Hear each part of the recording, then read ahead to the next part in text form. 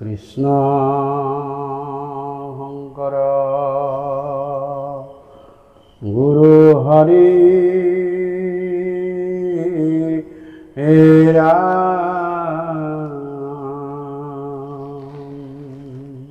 ৰাম স্ত্ৰী বাল বৃদ্ধ সমস্ততে অধিকাৰ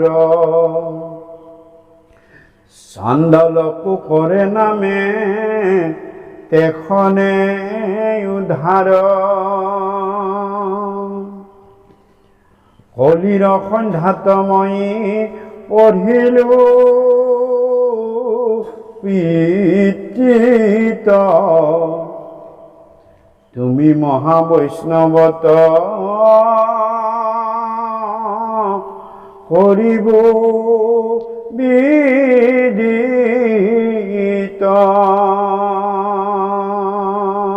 আৰু এই ধৰ্ম এনেকুৱা নহয় যে তুমি ৰজা, তোমাক আগত আহি মই কৈছোঁ, গতিকে ৰজাইহে পালন কৰিব পাৰিব, দুখীয়া নিচলা প্ৰজাবিলাকে নোৱাৰিব। এই ধৰ্ম এনেকুৱা নহয় যে বৃদ্ধসকলেহে পালন কৰিব পাৰিব বা বৃদ্ধ সমাজে ইয়াক পালন কৰাৰ সুবিধা আছে। গতিকে এনেকুৱা নহয়, ইয়াক বালকসকলেও বাল্যকালৰ পৰাই ইয়াক আচৰণ কৰিব পাৰি, যিহেতু ভক্তি প্ৰতিপাদিত ধৰ্ম। গতিকে ভক্তি বা ভাগৱত যিটো ভক্তি প্ৰতিপাদিত ধৰ্ম, ই বাল্যকালৰ পৰা আচৰণ কৰিব পাৰি, অৰ্থাৎ ভক্তি কৰিবলৈ বাল্যকালৰ পৰাই শিকিব পাৰি। উদাহৰণ ধ্ৰুৱ আছে, উদাহৰণ প্ৰহ্লাদ আছে, উদাহৰণ নাচিকেতা আছে। গতিকে এই ধৰ্ম বাল্য, বৃদ্ধ আৰু স্ত্ৰী, এই পুৰুষে অকল যে পুৰুষেই কৰিব পাৰিব এনেকুৱা নহয়, স্ত্ৰীৰো ইয়াতে অধিকাৰ আছে, স্ত্ৰীও ইয়াক সুন্দৰভাৱে পালন কৰিব পাৰে। আন হিচাপে দেখা যায় যে যজ্ঞ কৰক, স্ত্ৰীৰ কাম নাই, পুৰুষজন লাগিবই, তপ কৰক, সেইবিলাক পুৰুষ লাগিবই। বাকীবিলাক ধৰ্মত স্ত্ৰীৰ অলপ স্থানটো অলপ তলত, কিন্তু একমাত্ৰ ভাগৱত ধৰ্ম যি সমানে পুৰুষৰ সমানে ইয়াক ল'ব পাৰি, ধৰিব পাৰি, আচৰণ কৰিব পাৰি, আৰু অধিকাৰ সকলোৰে সমান আছে। আনকি স্ত্ৰী নেলাগে, যদি জাতিত নিচু হয়, চাণ্ডালো জাতি হয়, তেওঁ যদি শাৰীৰিক স্থিতি যদি চাণ্ডাল অৱস্থাটো থাকে, তথাপিও তেওঁ হৰিনাম ধৰ্ম তেওঁ ল'ব পাৰিব। ইয়াত কোনো ধৰণৰ উচ্চ নীচ, ইয়াত কোনো বৰ্ণ বৈষম্য, লিংগ বৈষম্য ইয়াত একো নাই। আৰু ময়ো নিজে কলিৰ সন্ধ্যাত, অৰ্থাৎ দ্বাপৰ যুগৰ শেষ মুহূৰ্তত আৰু কলি যুগৰ প্ৰাক মুহূৰ্তত ময়ো মোৰ পিতৃক গুৰু মানি জানি এই ভাগৱত মহাধৰ্ম মই ধাৰণ কৰিছোঁ। আৰু এই কথাখিনিকে মই ভগৱন্তৰ আদেশত, বৈকুণ্ঠৰ পৰা ভগৱন্তই দিয়া আদেশত তোমাৰ আগত, যিহেতু তুমি বৈষ্ণৱ, যিহেতু তুমি হৰিত মহাভকত, গতিকে তোমাৰ আগত মই কম। অৰ্থাৎ অবৈষ্ণৱক, যিজন পাপী নিন্দুক সূচকক ভগৱন্তৰ নাম ক'বলৈ দিয়া নাই। যিজন বৈষ্ণৱ, যিজনে তেওঁৰ কথা মানে জানে, ভগৱন্তৰ কথা মানে জানে, তেওঁক আগতহে ক'বলৈ দিছে। গতিকে এই কথাখিনি মই তোমাৰ আগত কম শুনা। হে ৰাম প্ৰশ্ন দয় উত্তৰ দেও শুনা সাৱধান, কৃষ্ণৰ নামেহে জানা পৰম কল্যাণ, নামে সাধে যাৰে যেন তয় অভিলাষ, জীৱা মুখ্য চাহে বৈকুণ্ঠ দেন তবাস, হৰাম জ্ঞানৰ জানিবা হৰি নামে মুখ্য ফল, নাহিকে নামত পৰে পৰম মংগল। হে ৰাম চাৰিও বেদৰ সাৰ এহিকে নিশ্চয়, জানি পৰীক্ষিত তুমি তেজিও সংশয়, হে ৰাম অল্পকালে সাধে সিদ্ধি কৃষ্ণৰ ভকতি দুই দণ্ডে পাইলা গতি শতাংগ নিবতি।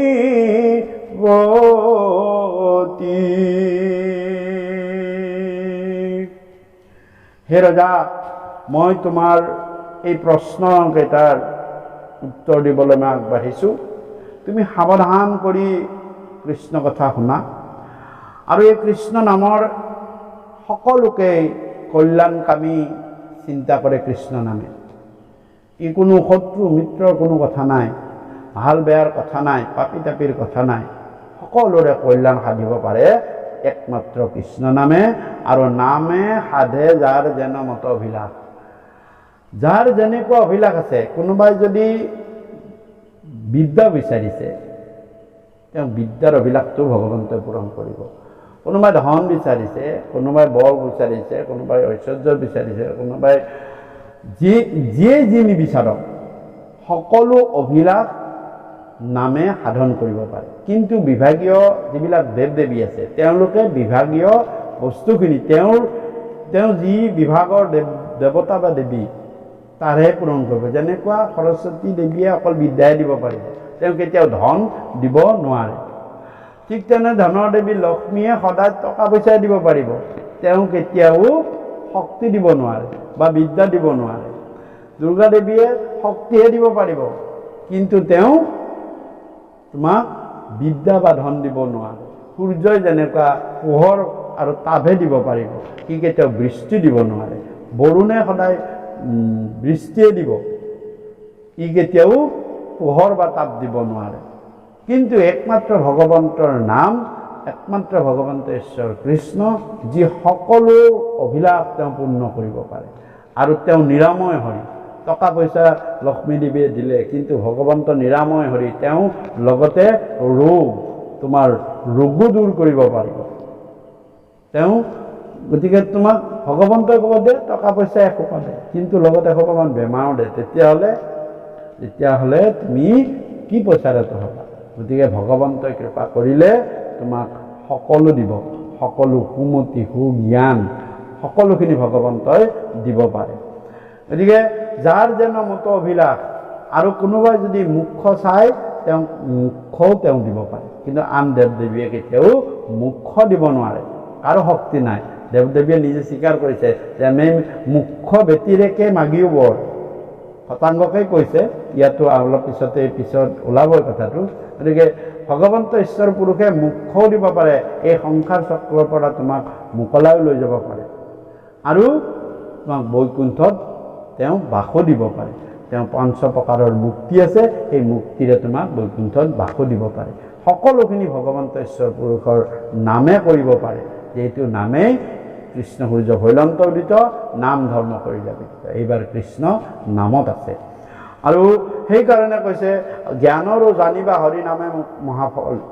যে কোনোবাই যদি জ্ঞানৰ দ্বাৰাও এইবিলাক কথা জানিব বিচাৰিছে, কিন্তু মনত ৰাখিবা তেওঁ হৰি নাম কীৰ্তনৰ দ্বাৰাহে মুক্তি পাব। তেওঁ জ্ঞানৰ দ্বাৰা তেওঁ শিকি তেওঁ পেট চলাব পাৰিব। কিছুমানে ভাগৱতত ডক্টৰেটো আছে, কিন্তু তেওঁ ভাগৱতত শিকিবলৈ মানে তেওঁৰ জীৱন জীৱিকাটো চলাবলৈহে ভাগৱতখনত তেওঁ ডক্টৰেট লৈছে। তেওঁ মুখ্যৰ কাৰণে লোৱা নাই। আৰু মুখ্যৰ কাৰণে ভাগৱত কৈছে যে তুমি হৰিনাম মুখ্যৰ কাৰণে যদি লোৱা, তেতিয়া তুমি তাক ভক্তিভাৱে আচৰণ কৰিবলৈ শিকিব লাগিব। জ্ঞানভাৱে লৈ পণ্ডিত কহলাই থাকিলে তুমি সেই ভাগৱত কথাই তোমাক কেতিয়াও মুখ্য নিদিয়ে, বৰঞ্চ সেই তাৰ দ্বাৰা তুমি বেছি মায়া মোহত আবদ্ধ হৈ পৰিবা। কৰিছে জ্ঞানৰো জানিবা হৰি নামে মুখ্য ফল, নাহিকে নামত পৰে পৰম মংগল। গতিকে এই কলিযুগত একমাত্ৰ হৰিনামেই পৰম মংগলময়। সেইকাৰণে প্ৰথম হৰিনামৰ দ্বাৰা মংগলাচৰণ কৃপালু গুৰুসকলে কৰিছে। গতিকে কৈছে জগজীৱন ৰাম, জগজীৱন ৰাম, জগতৰ মংগল তোৱা গুণ নাম। গতিকে বাকীবিলাক সকলোৱে মংগল তোমাক আচৰণ কৰাব নোৱাৰে বা তোমাক মংগল হিত চিন্তা নকৰে, একমাত্ৰ হৰিনামেহে তোমাৰ মংগল চিন্তা কৰিব। গতিকে আমি ক'ৰবাত যাত্ৰা কৰোঁতে ভগৱন্তৰ নাম কিয় ল'ব লাগে? ক'ৰবাত যদি কিবা অমংগল আছে যাত্ৰা কালত বা যাত্ৰা পথত সেইখিনিতে এই নাম প্ৰমত্তক কৰিয়ে দূৰতে দূৰ কৰে। গতিকে চাৰিও বেদৰ সাৰ এই কৃষ্ণ নাম। আৰু হে ৰজা, তুমি অলপো ভয় সংশয় এতিয়া কৰিব নালাগে, কাৰণ তুমি যি ঋষিসকলক কৈছিলা যে মুক্তিৰ কাৰণে তোমাক কি কৰিব লাগে, কি আচৰণ কৰিব লাগে, তেতিয়া ঋষিসকলে তোমাক বিভিন্ন উপায় দিছিলে, কিন্তু তুমি সেইখিনি আচৰণ কৰিবলৈ তোমাৰ হাতত সময় নাই। গতিকে সেই সময় নোহোৱাৰ কাৰণে তুমি আচৰণ কৰিব নোৱাৰিলা। তপ কৰা, ধ্যান কৰা, দান কৰা, যজ্ঞ কৰা, তুমি মহাজ্ঞান লাভ কৰা। গতিকে এইবিলাকৰ কাৰণে তোমাৰ তেনে সীমিত সময়, 7 দিন তোমাক সময় দিছে। গতিকে সেই 7 দিনত নহয়, কিন্তু তোমাক এই যিটো মহাধৰ্ম, এই ভাগৱত মহাধৰ্ম যিটো তুমি 7 দিন পাইছা, বহুত পাইছা।